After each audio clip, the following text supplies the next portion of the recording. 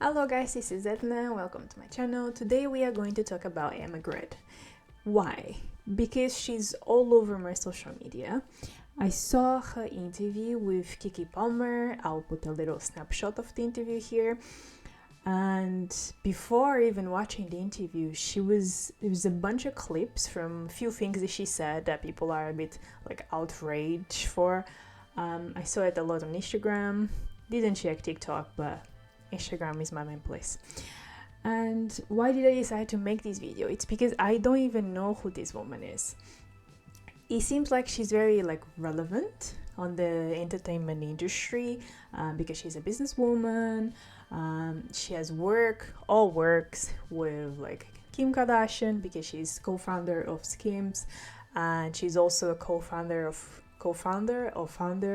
Good American, which is the brand that Khloe Kardashian is known for. So I think just being involved with the Kardashian family already put her out there.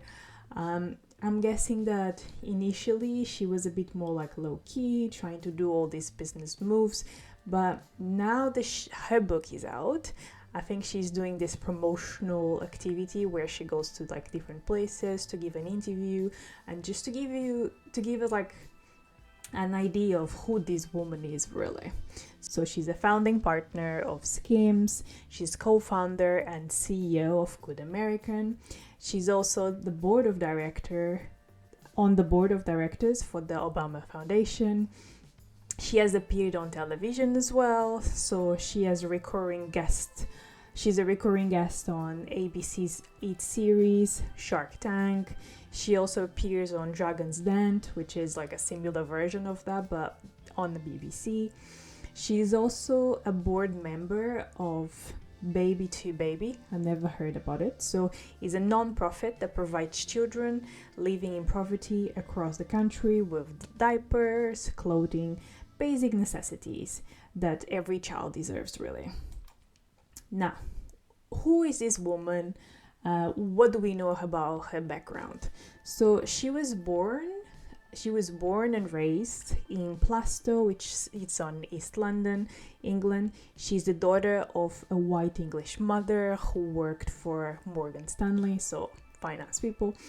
Her father is Trinidadian. I can never say this properly. From Trinidad, but she was raised by her stepfather, who was a Jamaican man. So her mom was a single mom, and she has 3 younger sisters, so she's the oldest child.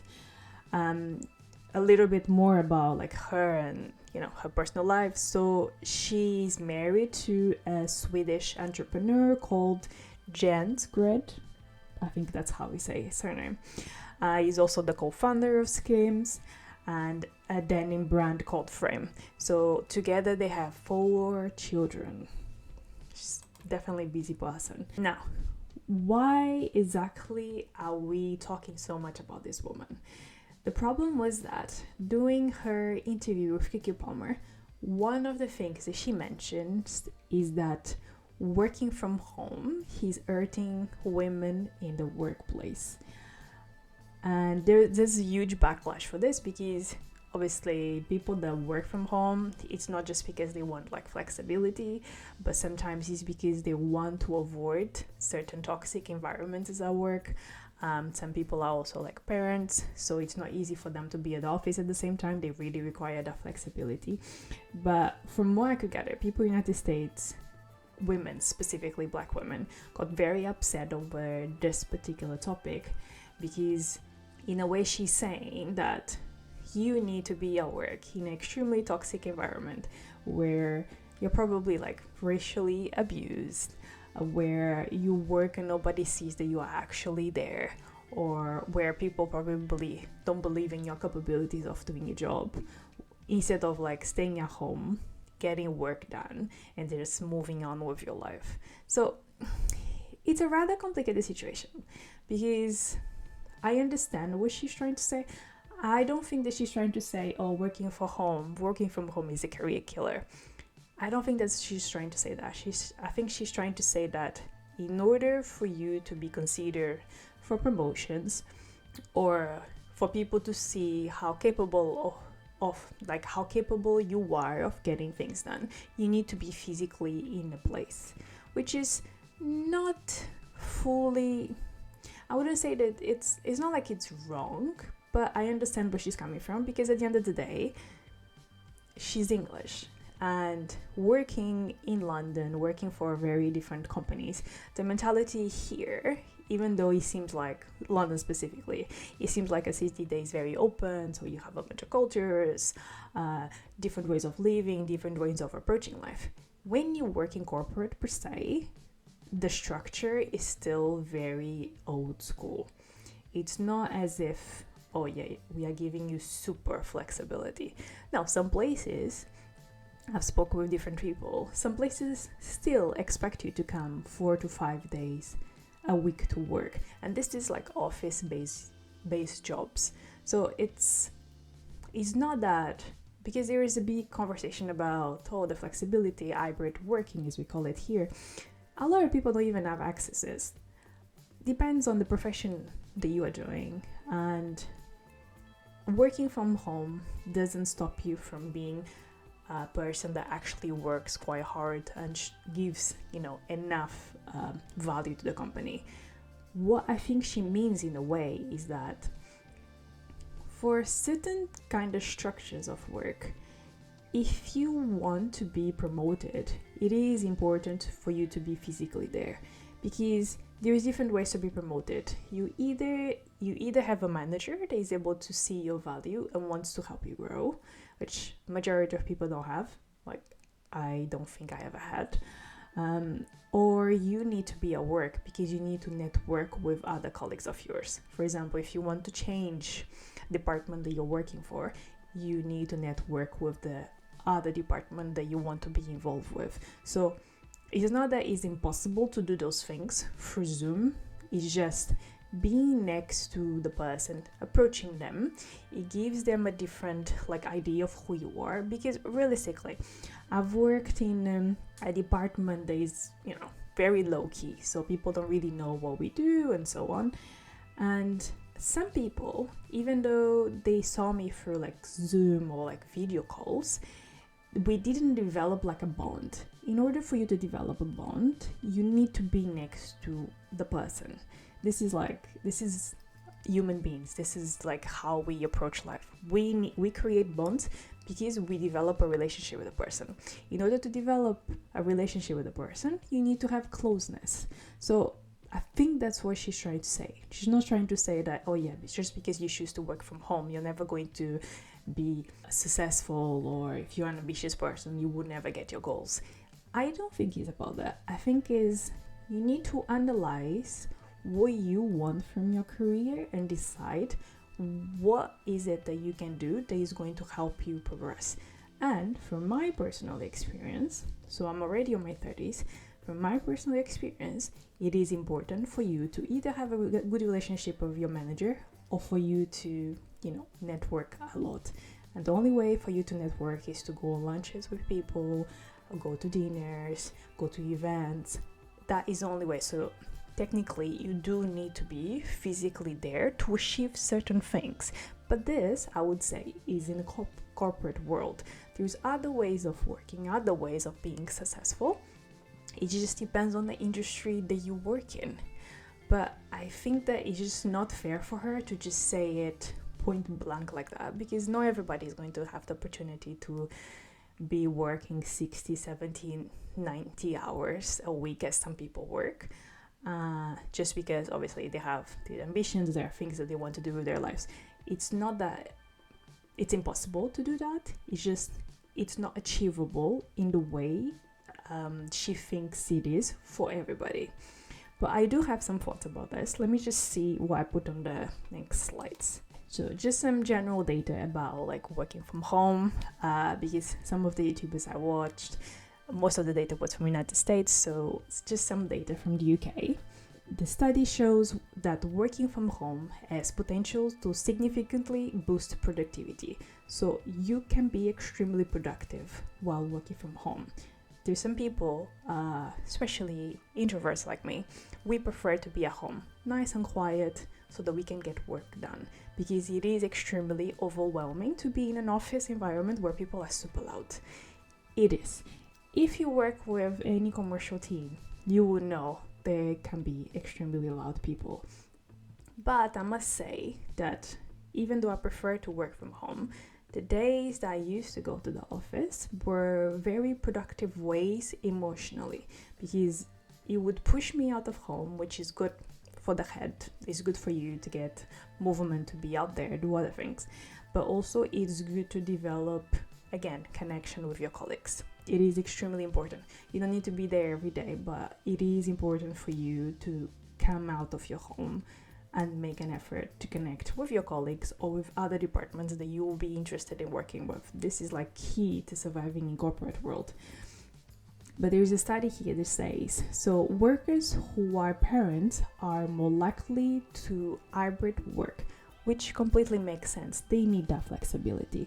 So you will see that, I will put the graph here. So we can see that hybrid working, there's a lot of males that do hybrid working, which is quite interesting, in comparison to women who are also parent.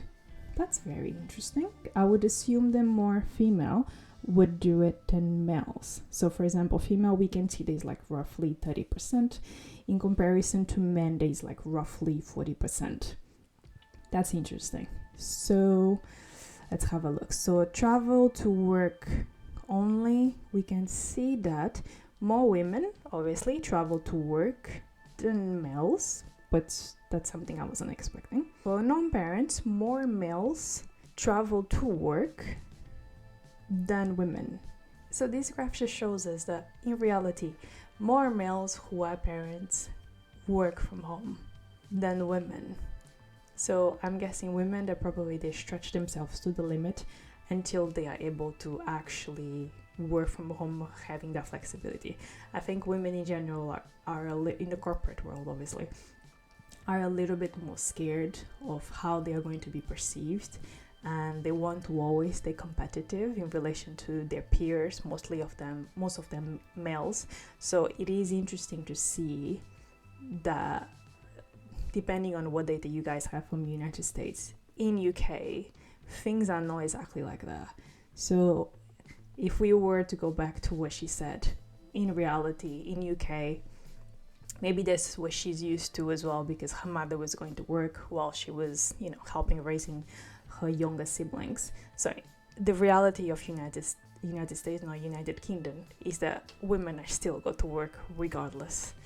Like, workers in senior and professional occupations are more likely to hybrid work.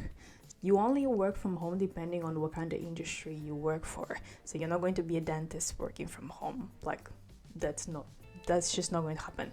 Dentists working from home. There are people within aesthetics, depending on what kind of treatments they do, they may end up working from home, as long as, I'm guessing, there is no large machinery that they have to have. A lot of them can do, injectables and so on. I've heard that people do it from home. But if we can see, so people that work in schools, people that work in, probably construction, they will never be able to work from home. It's just not reasonable for them. Then we have sales and customer service occupations. A lot of them still travel for work, because then again, some of them have to meet with clients. Then we start to see piling up. So people that work in administration, people that work like managers, directors, and so on, they tend to have more flexibility to work from home, because then again, they are the ones that dictate what is going to happen. But this is, again, data that we all are aware of it. So it's nothing new for any of us. So this whole conversation that the only way to be successful is to be physically at work, well, depends on your occupation.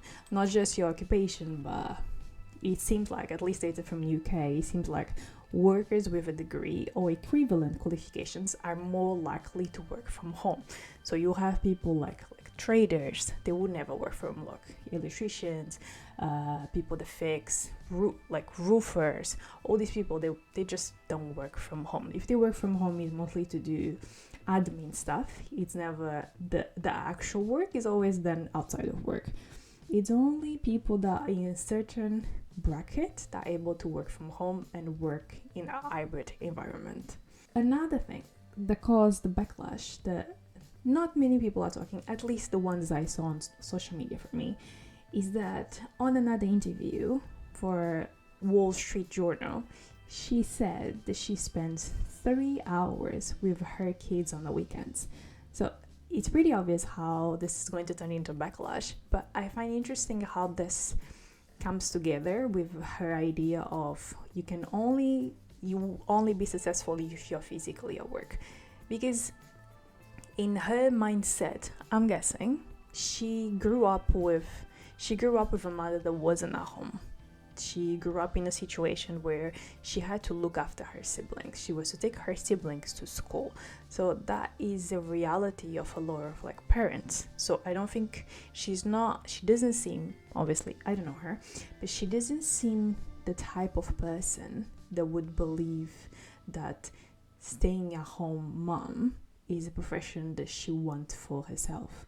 This is just an example. I'm not saying that any of that years is wrong. If you want to spend more time at work than you spend at home, is your choice, or the opposite as well is your choice. It's just the kind of profile that she has of what motherhood looks like. It is the type of woman that doesn't spend too much time at home, and I can relate with that because, again, I also had a mother that spent most of her time working because she had, to feed me at the end of the day. Luckily, I didn't have anybody else that I needed to take care of, so I don't have younger siblings, but I can only imagine being the oldest sibling and having such responsibility since you are like 9, 10, from having to be responsible for other people since you are in such young age will also push you to be like the kind of adult that you are aware of your responsibilities, but you also want to emphasize the ambitions that you have for your life beyond some of the things that you want to have as a family. So with this, I mean, her mindset is more focused on, I don't want to be in a situation where I can't provide for myself. I rather work hard, achieve all my goals, but still have a family that is supportive of my goals, rather than I'm a single mom.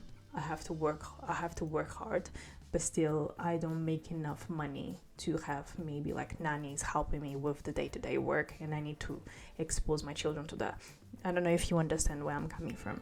I think it's just the way I think she's not like, sometimes when people have these conversations, and in her case she's United States, obviously she should be aware of all the difficulties, especially the Black community faces in the United States, the quantity of like women that are probably invisible at work and so on, those things.